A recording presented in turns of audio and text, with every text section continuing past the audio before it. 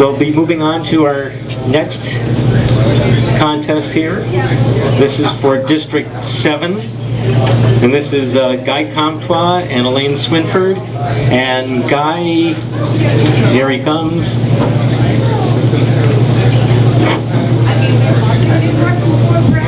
Guy, I'm going to turn the microphone down just a touch. Just step forward here.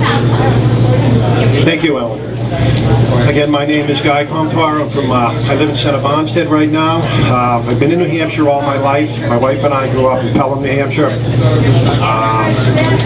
We migrated north after Massachusetts overtook the town that we grew up in, and we became strangers in a strange land. I've been self-employed since I've been 26. I started my own construction company, and after I got married, my wife and I increased employees up to 30 employees. We were remodeling retail stores up and down the East Coast. 2010, I ran as strict fiscal and social conservative. And my voting record today, if you choose to go and look at it, will back up everything that I said. I've voted every way that I said I would. You know, Neil was mentioning, and I just heard it through the window, I didn't hear it all, that staying awake at night to ensure success. As I run 2 small businesses right now, and of course that keeps me awake at night a lot in this economy. But the thing that keeps me awake the most is what kind of country we're leaving our children. This is the first time the generation coming up is going to have it worse off than we did. And each and every one of our votes, whether it be fiscally or if it has to uphold the Constitution, should reflect all of that. I got out of high school in '79. Ronald Reagan became president a year later, and the sky was the limit. It was just, it seemed like you could do anything. Right now, we've slid so far since 1988 that I don't know what kind of country we're leaving them. And I think that is going to reflect the most on us of what they're going to be able to make out of themselves and how they're going to do it. So, you know, that's the part, that's what keeps me awake at night.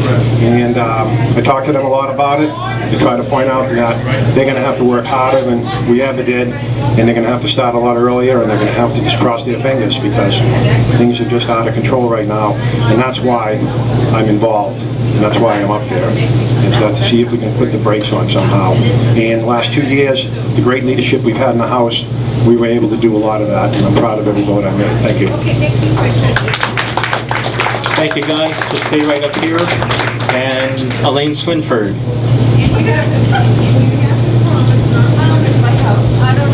What?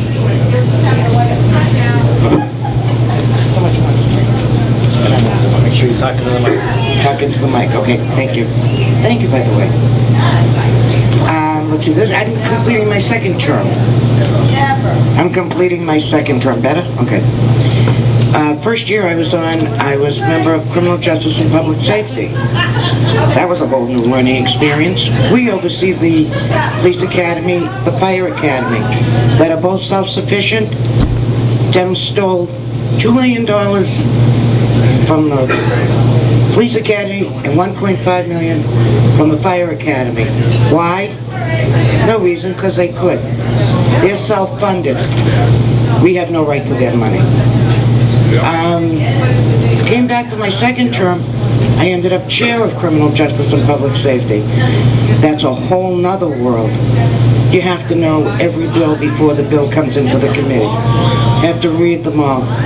You have to go to the upper leadership and say to them, we really want this bill? Okay.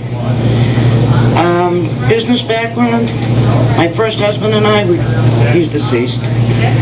We own 2 Baskin Robbins, one in Harvard Square, Mass, one in that's in Cambridge, and the other one in Medford Square, Mass. We moved up here with my second husband. He's also gone. We only had a few years up here before he died, so with nothing else to do, I ran for office, and I became the welfare officer in town, in Bonstead. They've done that now 5 years. 30 seconds. I own the thrift shop and the food pantry, and the senior fun spot, which is a little drop-in center. let's see, I voted for right to work, voted to override it. I'm pro-gun, and I voted, leadership went up to Montreal. We told them, not on our watch. Thank you, Elaine. Okay, I have one question that's been sent to me. Are there any other questions that anyone wants to submit? Okay, let's see what the question is. Oh, there are two sides to this.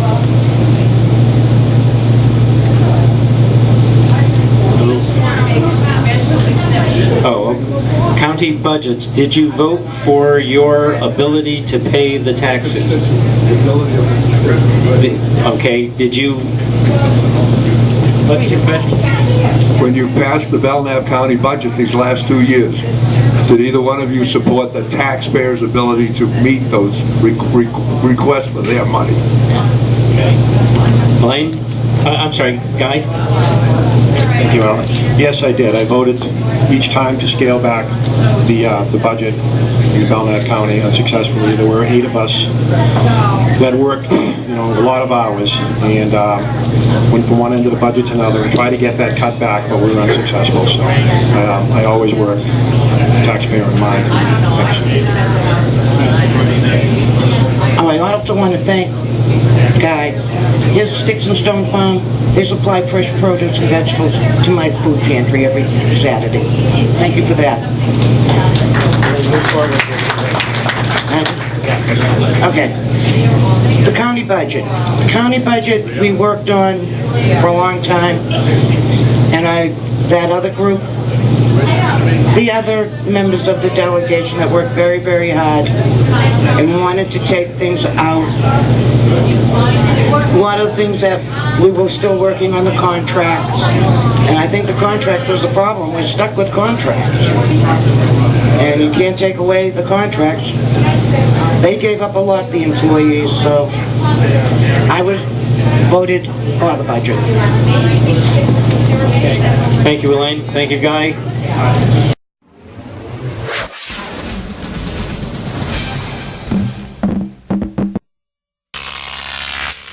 GrokTV.